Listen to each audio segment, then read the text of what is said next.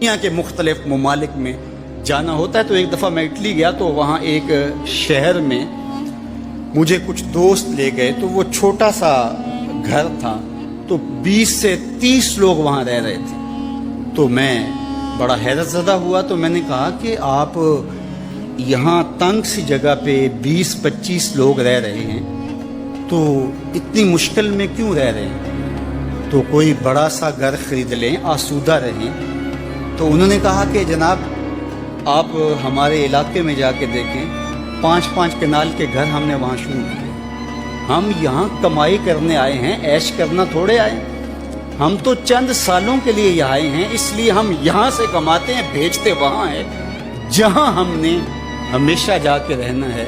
میں نے کہا یہی تو میں سمجھانے آیا ہوں. جزیرہ تھا, وہاں کا سیاسی نظم یہ تھا کہ سال کی آخری تاریخ کو جو ان کا موجودہ بادشاہ ہوتا اس کو جنگل میں چھوڑتے اور نیا بادشاہ لینے کے لیے وہ ساحل پہ آ جاتے. جو پہلا شخص ساحل پہ اترتا اس کو اپنا حکمران مان لیتے. جو بھی حکمران بن جاتا وہ خوش ہو جاتا. حالانکہ اس کو بتا دیتے کہ 1 سال کے لیے تجھے منتخب کیا ہے, سال کی آخری تاریخ کو تخت سے اٹھائیں گے, باندھیں گے, جکڑیں گے. اور اسی جزیرے کے دوسرے کنارے ایک جنگل ہے جہاں پھالدار جھاڑیاں اور موذی جانور, وہاں تجھے پھینک. وہ بھول جاتا, کہتا دیکھی جائے گا. اور سال کی آخری تاریخ جب وہ رسیاں اور زنجیریں لے کے آتے تو وہ پریشان ہو جاتا کہ آنکھ جھپکنے میں سال گزر گیا, پتہ ہی نہیں چلا. پھر روتا ہوا چیختا ہوا اس جنگل میں جاتا اور لوگ اس کو چھوڑ کے آ جاتے اور درندوں کا رزق بن جاتا. اور جو بھی آتا اس نے کبھی انکار نہیں کیا تھا. پہلی بار ایسا ہوا کہ جس شخص کو انہوں نے ہار ڈالے, گارڈ آف آنر دیا, تعظیم تکریم دی, سیلوٹ کیا, اس نے کہا یہ سب کیا ہے؟ کہا کہ آج کے بعد تو ہمارا حکمران ہے. کہا میں تو امور سلطنت نہیں جانتا, میں تو تاجر آدمی ہوں, چیزیں بیچنے آیا ہوں. کہا کہ ہمارا اصول یہی ہے کہ سال کی پہلی تاریخ کو پہلا شخص جو جزیرے پہ قدم رکھتا ہے وہ ہمارا حکمران ہوتا ہے. اس نے کہا میں تو امور سلطنت کو نہیں جانتا, تو یہ کس طرح ذمہ داری قبول کر سکتا ہوں؟ انہوں نے کہا کہ تمہیں کرنا ہوگی, اس کے علاوہ کوئی راستہ نہیں ہے, ہمارا یہ قانون ہے, ضابطہ ہے. اور یہ بھی بتا دیں کہ سال کی آخری تاریخ کو تجھے اسی جنگل کے دوسرے کنارے چھوڑائیں گے جہاں موذی جانوروں کا رین بسیرا ہے. تو اس نے کہا اگر انجام اتنا دردناک اور خطرناک ہے پھر تو میں بالکل جانے کے لیے تیار نہیں ہوں. تو انہوں نے کہا تو چاہے نہ چاہے باندھ کے بھی تخت پہ بٹھانا پڑا تمہیں بٹھائیں گے. اس نے کہا اچھا مجھے یہ بتاؤ کہ سال بعد میری بات مانو گے یا نہیں؟ انہوں نے کہا کہ ہاں, قانون میں تو ترمیم نہیں کر پائے گا, لیکن یہ ہوگا کہ تیرے انتظامی حکم ہم ماننے پہ مجبور ہوں. اس نے کہا ٹھیک ہے, میں تمہارا حکمران بننے کے لیے تیار ہوں. رومی بولتے ہیں کہ جب بھی کوئی شخص تخت نشین ہوتا تو وہ بھول جاتا کہ میرے 7 سال کی آخری تاریخ میں کیا ہونے والا ہے.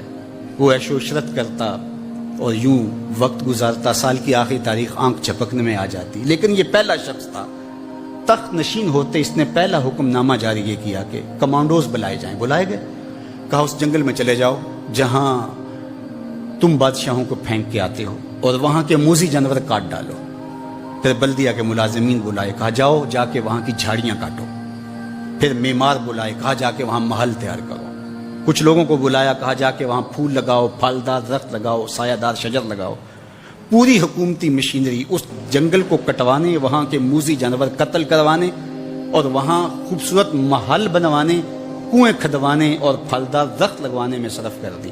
اب سال کی آخری تاریخ کو جب وہ زنجیریں لے کر آئے تو اس نے کہا کہ مجھے کیوں جکڑتے ہو, میں خود جانے کے لیے تیار ہوں. اس لیے کہ یہ اس تخت پہ آرام سے نہ بیٹھا, یہاں بیٹھ کے تیاری وہاں کی کرتا رہا جہاں اس نے جانا تھا. کافر اور فاسق دنیا کے تخت پہ عیش کرتا ہے, بھول جاتا ہے کہ میں نے کہاں جانا ہے. اور صالح مومن اس تخت پہ آرام سے نہیں بیٹھتا, جہاں جانا ہے اس کے لیے تیاری کرتا رہتا ہے. اور جب جنازہ اٹھتا ہے تو وہ کہتا ہے اجلوا بی ولا تؤخروا بی, دیر نہ کرو مجھے جلدی لے جاؤ, میرا تو وہاں انتظار ہو رہا ہے. اور پھر جب وہ وہاں پہنچتا ہے تو القبر روضۃ من ریاض الجنہ, وہ جنت کے باغوں میں سے باغ بن چکی ہوتی ہے. وہ سارے تھور, ساری جھاڑیاں, ساری آگ اور وہاں کے سارے بھڑکتے ہوئے شعلے بجھا چکا ہوتا ہے اپنے اعمال کے لشکر بھیج کے. ہم نے دیکھنا ہے کہ ہم یہاں آخرت کے لیے کچھ بھیج رہے ہیں کہ یہی سب کچھ لٹا رہے ہیں.